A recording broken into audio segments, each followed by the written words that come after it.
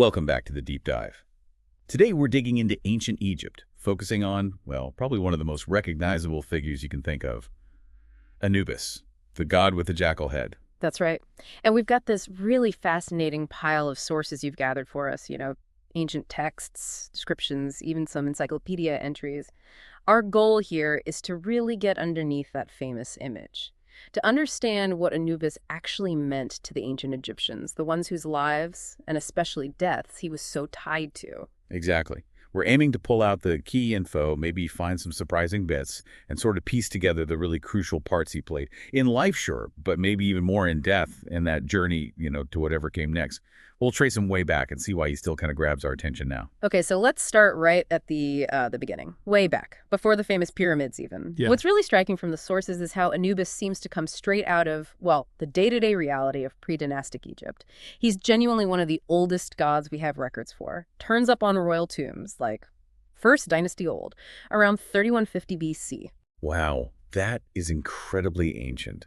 And that theory about his form, the jackal or the wild dog, it just makes so much sense practically, doesn't it? When you think about how burials might have worked way back then, before the big solid tombs, bodies often just in shallow graves in the desert. Exactly, and those graves, they were vulnerable. Wild dogs, jackals, they would disturb them sometimes.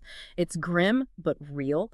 So instead of just seeing it as a problem, the Egyptians might have thought, okay, let's have a powerful canine god to protect against that. It's that kind of fight fire with fire idea, or, fight dog with dog god, appoint a divine jackal to keep the earthly ones away.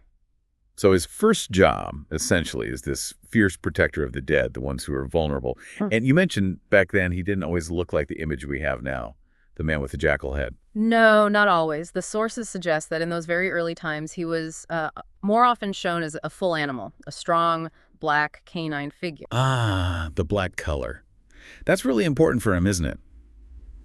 We should definitely come back to what that symbolizes later. It wasn't just picked at random. Not at all. Deeply symbolic, yeah. The sources also give us his Egyptian names, like Impu or Anpu. Do those names tell us anything interesting? Well, there's a bit of ambiguity there, actually, which is kind of cool. One idea connects it to royal child, which sort of points to his early importance.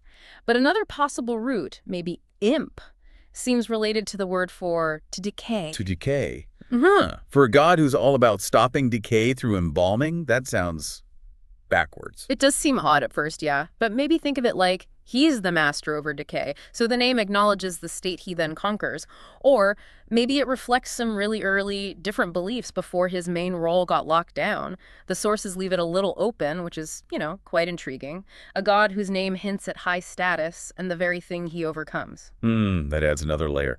Okay, so in those really early days, before Osiris really took center stage in the underworld, Anubis had a different kind of top job. He did, yeah. Initially, he seems to have been the main lord of the dead. He had this title, First of the Westerners, which is huge. The west bank of the Nile, that's where the sun sets, that's where the cemeteries were. Being first of the Westerners basically meant you were the king, the ruler of the land of the dead. He was also called Lord of the Sacred Land, meaning the desert necropolis, the burial grounds themselves. Wow. So from guarding against scavengers to being the actual king of the afterlife zone, that's a big promotion early on. Yeah. But that role, being the top god of the dead, that eventually changed, right? Yes, it did. By the time you get to the Middle Kingdom, the whole Osiris story and his worship had become incredibly important, and Osiris took over as the primary ruler of the underworld. But Anubis didn't just vanish. Not at all. His roles just shifted and honestly stayed absolutely vital to how Egyptians thought about death. Right. And maybe his most famous role, the one we really picture, is that connection to mummification. Yes, this is where he really becomes the specialist. He gets that title, Jami Roti, which means something like, he who is in the place of embalming. Anubis is just fundamentally tied to that whole complicated ritual process of preserving the body forever. And the mythology, the source material, it connects this directly to that big Osiris story.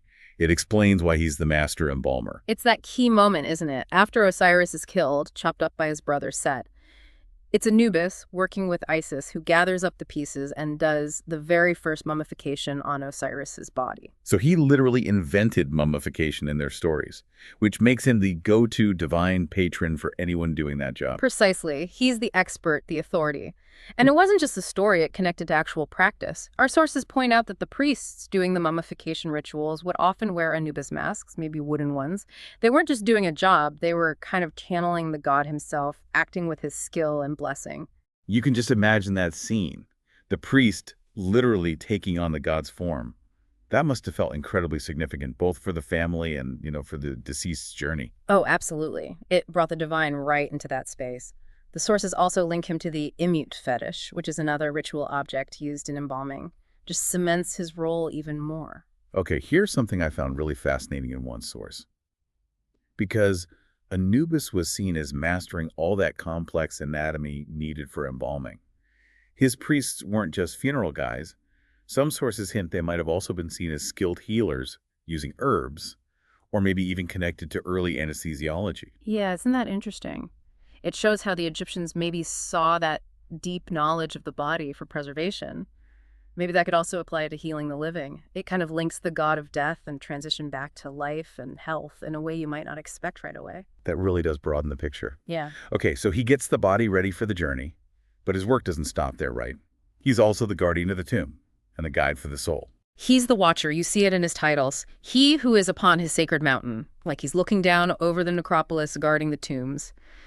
And Kenti Ementu, that foremost of the Westerners title we mentioned, it evolved to mean not just ruler, but the one guarding the actual doorway to the underworld, the Duat.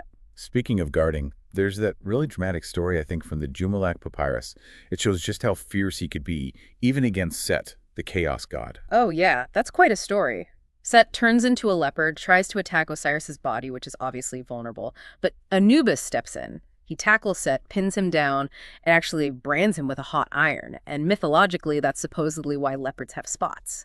And then, just to make a point, Anubis wears Set's skin. Yeah, wears the flayed leopard skin. It's a pretty graphic image, isn't it? But it sends a clear message: don't mess with Anubis when he's protecting the dead. Priests even wore leopard skins in some ceremonies, apparently to remember this victory over chaos, over Set's threat to the whole funerary process. Wow. That story really underlines the active protective side of him. Makes total sense, then, that you'd find prayers to Anubis carved into tombs, asking him to keep watch.